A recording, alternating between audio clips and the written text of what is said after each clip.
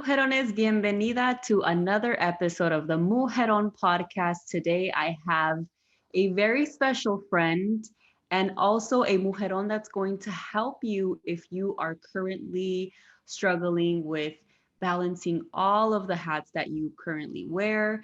If you're just feeling overwhelmed and you feel like you need a little bit of more organization, more motivation, more inspiration, this episode is really going to help you with goal setting, setting those intentions for this year, for this month, for this day, whatever it is that you need. We created this episode so that we can talk to my good friend, Mara Lopez. So help me welcome her. Mara, thank you so much for being here today. Thank you, Sonia. Thank you so much, Mujeron Movement, for inviting me. I really appreciate it. I'm really looking forward to our talk today. So we actually had a workshop earlier this year where we talked all about goal setting, also setting intentions. We talked more about your story and how you were able to last year through a pandemic find a passion to take care of your health, put yourself first. And I think a lot of times, whether you're a mommy, whether you're not, whether you're a business owner, whether you're a student, or whatever it is that you have going on in your life, sometimes like the day-to-day stuff gets so overwhelming, and we wanted to really have someone that did it herself. And I think we had an amazing event. A lot of the women there had really good feedback, so we really wanted to bring this into a podcast episode so we can talk about it and also allow our listeners to get this really good stuff that Mara is going to help us with today. So Mara, tell us a little bit more about you and what you're up to. Yeah, so thank you so much. I hope that what I have to share will be helpful. So I'll tell you a little bit about myself. I am a doctoral candidate, and I hope to receive my doctorate degree in education in December, fingers crossed. Yeah. I'm new to Arizona, so I'm a California girl. I was born and raised in Southern California, moved to Arizona about 3 years ago, which is when you and I met, Sonia. But a lot of the work that I'm doing for my doctoral research is centered on equity in career education. So I'm focused on finding ways to increase career decision-making self-efficacy for underrepresented minority students. And a way in which I'm doing that is by interrogating the curriculum to ensure that it is inclusive of the experiences of minoritized students. So that's a lot of the work that I'm doing for my doctoral research. I'm also a full-time research program manager. I work with community colleges, rural community colleges across Arizona that are Hispanic serving, and I'm helping them increase the intentionality with which they serve their Latinx students in STEM. So I'm a full-time program manager, full-time doctoral student, and I have a 3-year-old and a 6-year-old, and my husband is also in his Master's of Fine Art program at ASU. So we're pretty busy. We're a pretty busy family. I'm also a faculty associate for a different department at ASU. So time management is both an illusion and a helpful tool, because I say that because without time management, it would be almost impossible for me to do what all I do and ensure that I am able to tend to my babies, be active with my babies, take them out, play with them, teach them, love up on them, and also do that for myself. You know, as a mother, I think that historically we've heard stories time and time again where mothers feel guilty for taking an hour or two to tend to their bodies and their health, and they just don't do it. Prioritizing our time as mothers is really difficult, as partners as well, as employees as well, all of that. And I definitely am one that never practiced those things before the pandemic. I never really prioritized my body or my health or my time or my mental health. I just, we were always on top of each other all the time, always. And I was like, I just need to get out. So I went to the park, and it's a beautiful park. It's got this beautiful man-made lake next to it. just took a couple laps around there. And before I knew it, I had walked like 2 miles. And so I did that a couple days. I never really thought it was going to be anything that I invested in, right? I was like, I just need to breathe a little bit, you know? We were like 4 months into the pandemic and I was like, I need some time. Yeah. And then I started following this group on Instagram called Running Mommies. And it's a group of just like mommies, tias, amigas, whatever. And they started to post these like weekly challenges, like, can you do 5 miles in a week? Can you do 10 miles in a week? And I was like, okay, this can kind of be like a motivation for me. And I started following them, and then some of them we started following each other, and I started completing these challenges. And then it was the running challenges, and then it was giving information on how best to run, how to treat your body.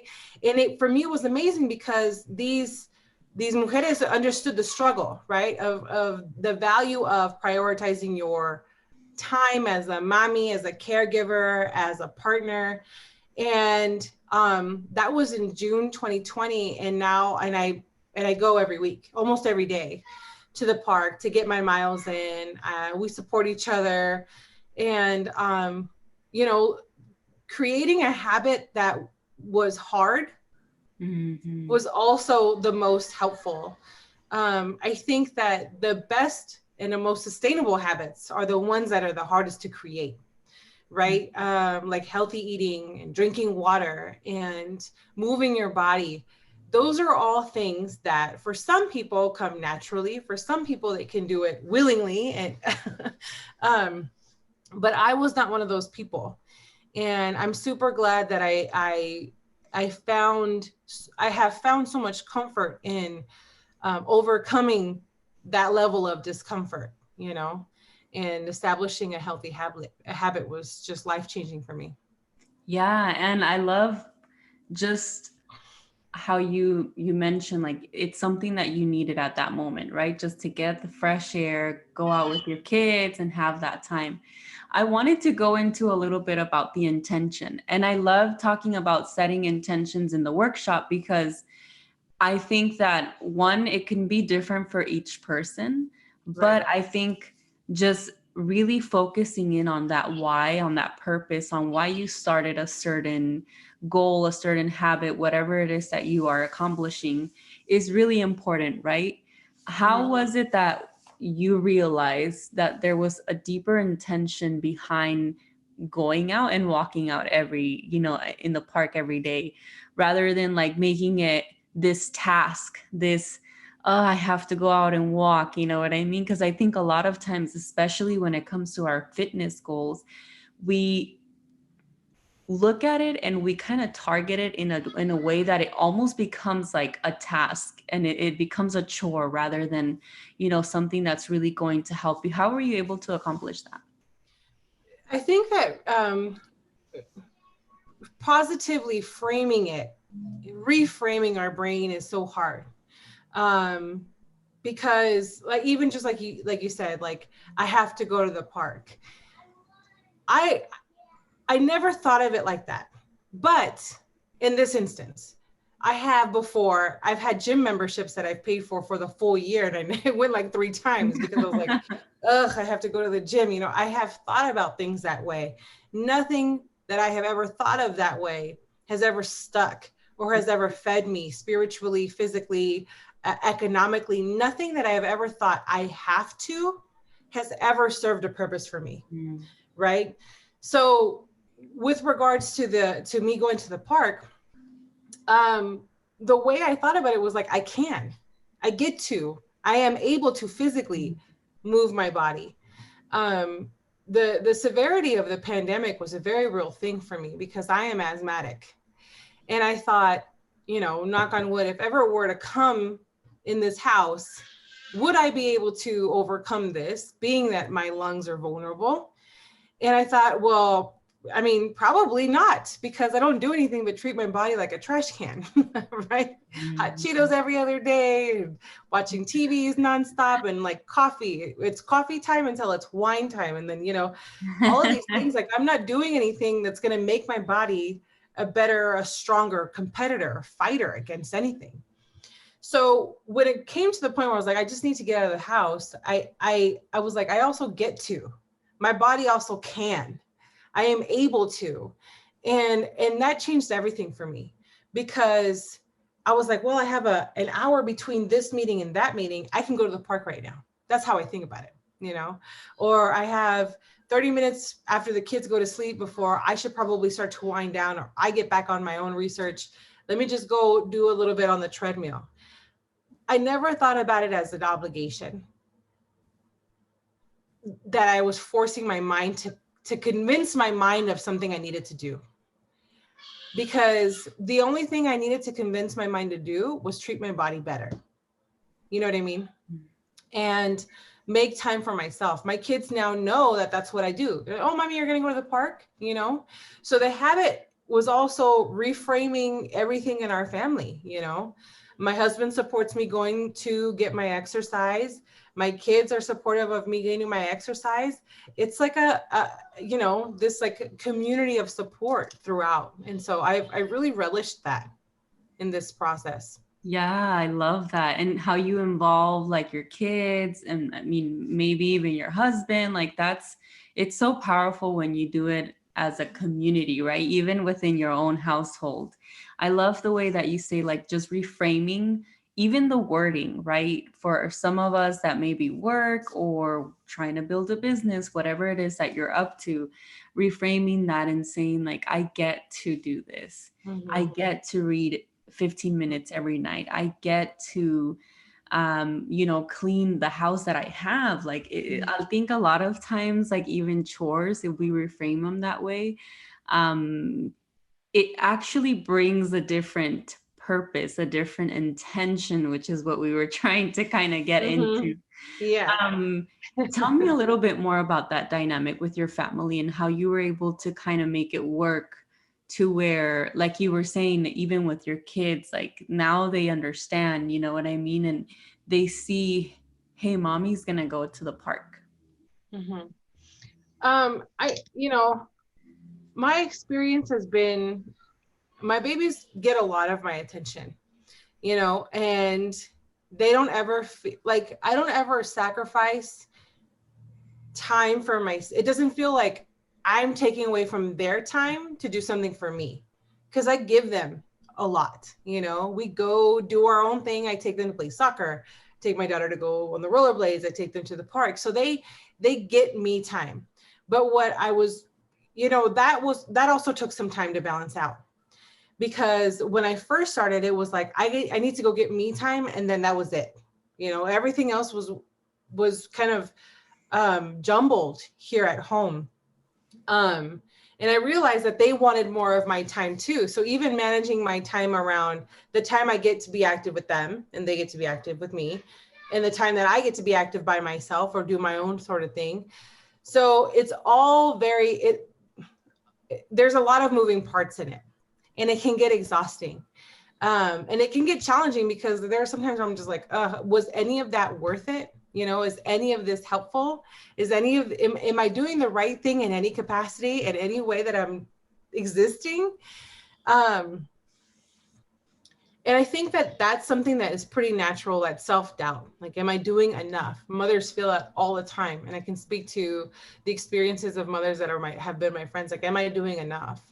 And I think that showing up however you can is enough. Mm. You know, if I take my babies to the park for 30 minutes, you know, we're showing up, we're trying.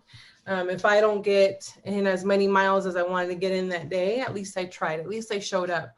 Because sometimes I think with regards to being physically active in one way, the hardest step is the first.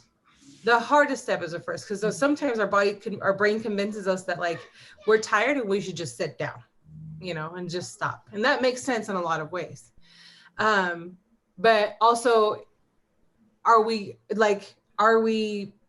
taking away from the opportunity to also give our body what it needs? Well, if we listen to our brain telling us that we just should sit down. So I think that it's a lot of internal dialogue, you know, framing it the way it benefits you in a lot of ways.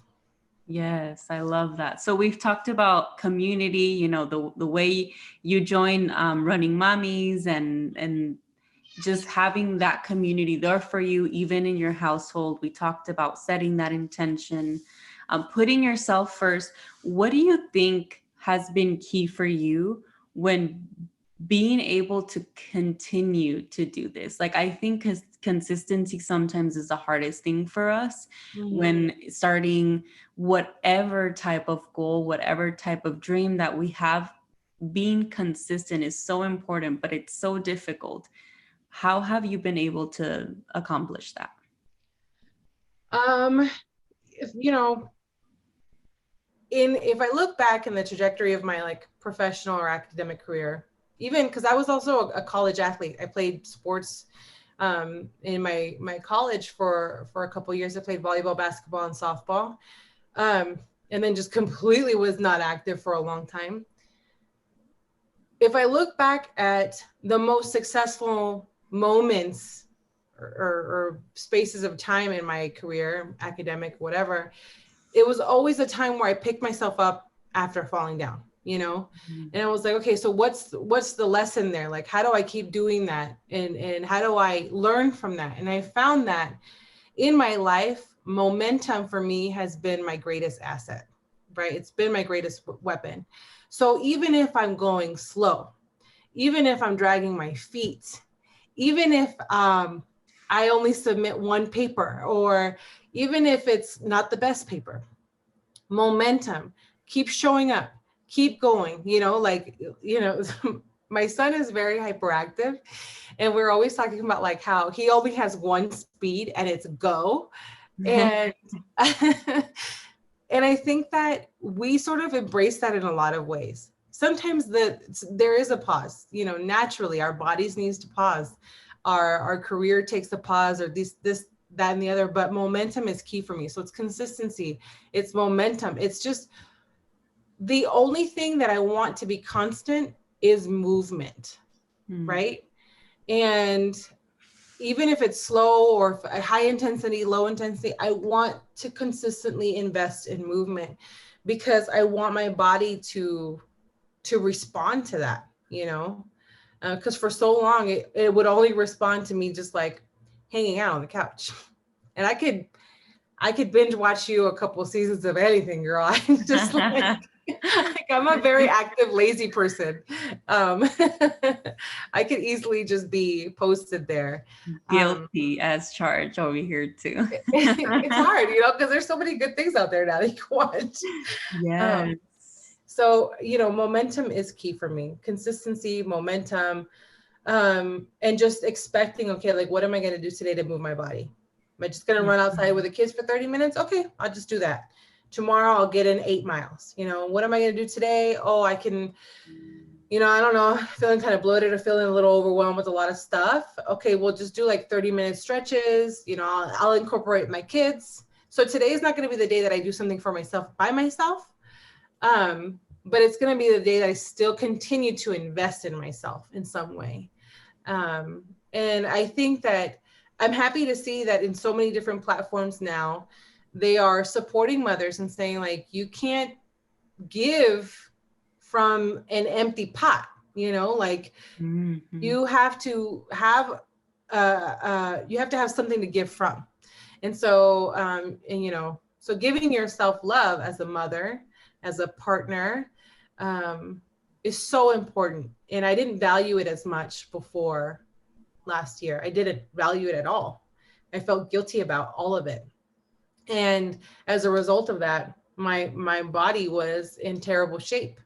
I had respiratory illnesses that landed me in the ER every year for like the previous 4 years. Wow. And none of that was alarming to me. None of that was a catalyst for change for me. And that's sad, So I think that when we think about intentions and we think about goal setting, like what's going to be the catalyst for change for you? At what point are you going to invest in yourself? For me, the global pandemic sure kicked my ass into high gear. But I wish I had started sooner. I wish I had started sooner, and I wish I had seen more people as examples of how it's possible to do it And, you know, sometimes like I just post on my Instagram every day that I go out to the park. And I think that sometimes it might seem repetitive or if it's the same thing, but I feel like in some weird way, I might inspire someone that knows that I'm a doctoral student, mother of two, full-time working mother, also doing this, will see it and be like, well, I can do it too. And I've had some messages from some people that are like, how do you do it? I'm like, just a sliver of time in 24 hours in a day. I can give myself an hour. That's okay. You know? No, absolutely, you are inspiring. And I think that the message of just showing up, right, and doing one thing, whatever that is for you today. You started with walking, right? Now you're running 8 miles, and that's incredible, right? From walking to now being able to do that. I mean, in anything that you are trying to accomplish, as long as you show up every day and just put a little effort, it will really work. And I think it's also important to just say, like, just how you were talking about, like, there's going to be days where you don't feel your best and like you show up and maybe you don't go full out like you did the day before, but that's okay, right? How were you able to kind of go through the days where you didn't have, or maybe you didn't show up like you wanted to, and you were still able to push through the next day and not give up? You know, the mind is a very powerful tool. It's a powerful muscle.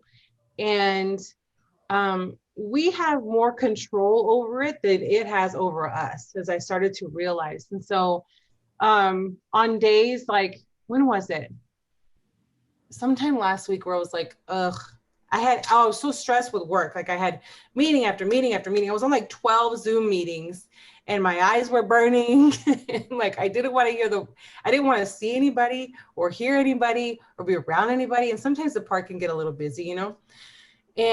But I was like, you know, let's just go. If there's too many people at the park, maybe I'll go find like a random canal bank and I'll walk on it, you know? And I came back and I felt better.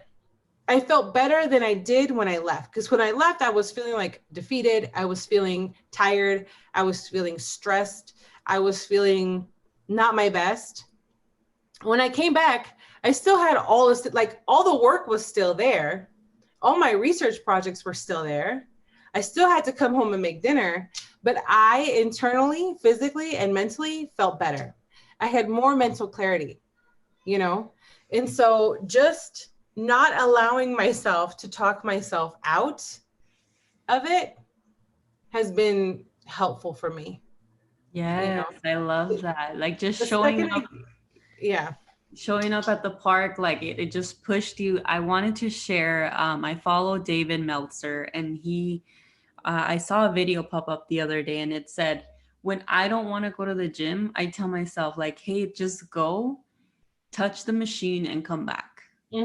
Like you don't even have to get on it, like just go and like touch it and then come back. And he's like, most likely you're gonna go and like actually get on and do it. So like trick yourself to like, because at the moment that you're there, kind of like you were saying, like once you got there, even if there were people there, you're like, no, I'm just gonna do it because I know I'm gonna feel better about it. Absolutely. And again, we have to reframe how, if I was feeling sick and I had like the stomach flu, I'm not going to push myself to go and go throw up at the park, right? Yeah. But so I think it's really just tending to like, what's really going on? Am I telling myself that I don't want to go? Or is my body telling me that I can't go? Like I physically cannot go because I'm injured or whatever. There's two very different things. And most often than not, it's my mind telling me, no, I think what you really need is a beer, some hot Cheetos and some nacho cheese and like, at least 3 hours of Grey's Anatomy. That's what you really need. And that's just not true, right? So I think sometimes we can deceive ourselves into believing that what we really need is not what we deserve. And that's to be, loving up on your body. And, again, going back to intentions and goals, like goals don't work unless you do. They just don't. And my goal is to be healthier. for my babies and to hopefully graduate in, better shape, because, I'm also going against like this grad school stress, sleeping Mhm. 4 hours a day, wanting to snack while I'm doing that. So I really want to graduate in the best shape of my life, and um, show that you can do things that seem out of the ordinary, and that it's possible. If you believe it, you can achieve it. I saw that somewhere in something. I don't know who said it. Yes. No, and I kind of want to end on that. What we need sometimes is actually not what we deserve. Like that's so powerful, because how many times have we tried to convince ourselves, no, we need this and that, but think about, like, do we actually deserve that? Like, wow, our body and our mind, and we only have this one life. Like, we deserve so much more than that. Mara, thank you so much for your input, for your story, for sharing everything with us. It honestly has been just so beautiful to see your journey. And I love seeing you now really speaking on it and helping other women to also feel like, hey, if I can do it, like you can too. And I think ultimately that's what we're trying to also really push here on the Mujeron podcast, is like bringing these different women who are also going through a lot. They're going through a lot and they're still pushing through. So thank you so much, Mara. Any last words of encouragement that you want to share with us?